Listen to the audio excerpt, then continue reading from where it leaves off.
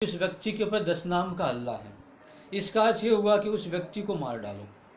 तो जो साधु थे सारे के सारे खड़े हो जाते थे, जिसके हाथ में जो भी हथियार होता था वो हथियार लेकर के उसको मार देते थे। मारने के बाद उसको ज़मीन में गाड़ देना, ये उसके लिए आखिरी सज़ा होती थी।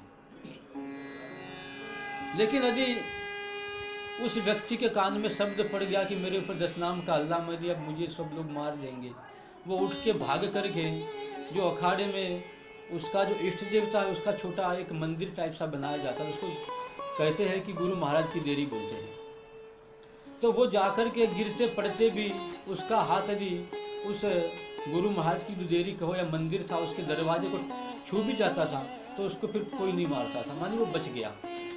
कहा यह जाता है कि जो गुरु महाराज के शरण में चला गया उसके ऊपर कोई कायदा कानून लागू नहीं होगा। इस प्रकार के कठोर कायदा कानून के साथ वो एक फौज थी आद्य गुरु शंकराचार्य ने बनाई थी।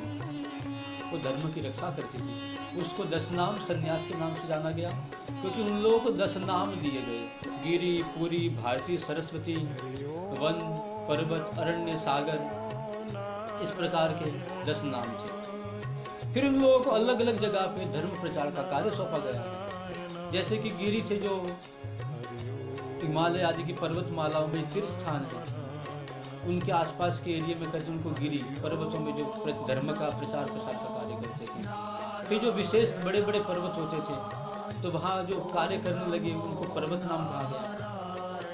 फिर जंगलों में जाकर के अनेक प्रकार के आदिवासी अभिग्रहण करके जातियाँ जो रहती हैं उसमें जाकर के वैदिक धर्म का प्रचार प्रसार पूजा पाठ ऐसे कार्य जो करते थे सन्यासी का समाज था उनको बलिदान दिया।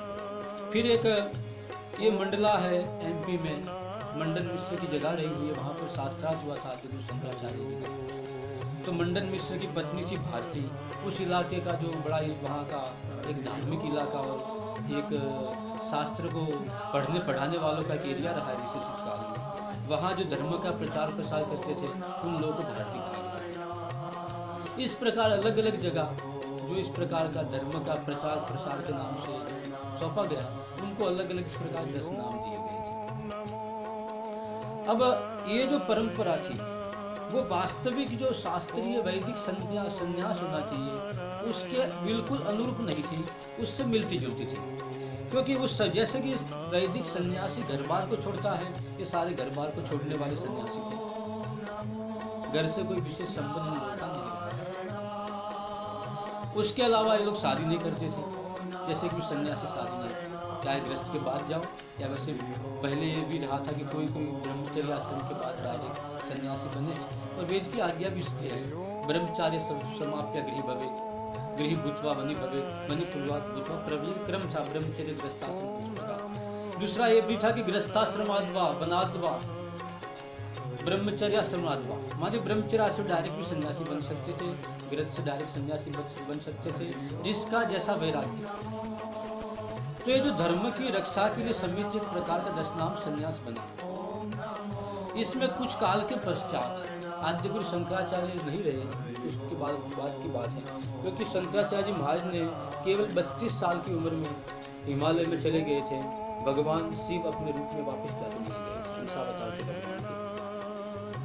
अब उसके बाद कई लोग गृहस्थी बने हैं। उनका गृहस्थी होना शास्त्रीय परंपरा के अनुसार गलत भी नहीं था, क्योंकि वे लोग पूर्ण रूप से वास्तविक सन्यासी नहीं थे। वे लोग एक धर्म की रक्षा समिति के सदस्य थे, जिसको कि हम लोगों ने 10 नाम संन्यास के नाम से डाला है। उन लोगों को विशेष पोशाक आदि पहनाया गया।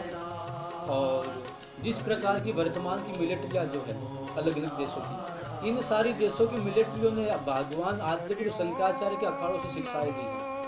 जैसे कि अखेड़ी मिलिट्री में एक प्रकार का अलग अलग कलर का फीता होता है, निशानी है, पता चलता है किस बटालियन का कौन सा फौजी सैनिक है, अलग अलग बिल्ला होता है, इस प्रकार का रहता है। इसी प्रकार उस टाइम भी वेश परंपरा भी अखाड़े की मढ़ियों के आधार पर अलग अलग थी।